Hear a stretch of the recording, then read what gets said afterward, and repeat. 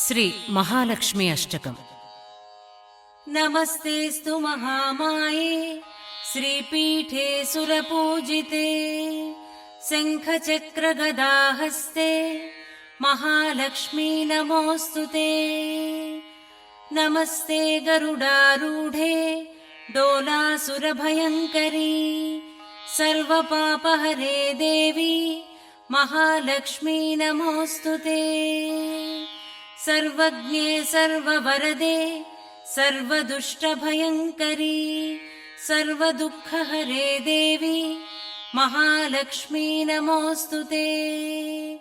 सिद्धिबुद्धिप्रदे देवी भुक्तिमुक्तिप्रदायिनी मन्त्रमूर्ते सदा देवी महालक्ष्मी नमोऽस्तुते।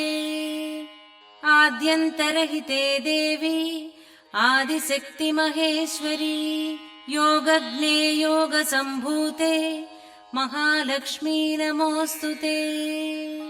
स्थूलसूक्ष्ममहारौद्रे महाशक्ति महोदरे सर्वपापहरे देवी महालक्ष्मी नमोऽस्तुते। पद्मासनस्थिते देवी परब्रह्मस्वरूपिणी परमेशी जगन्मातः महालक्ष्मी नमोऽस्तुते।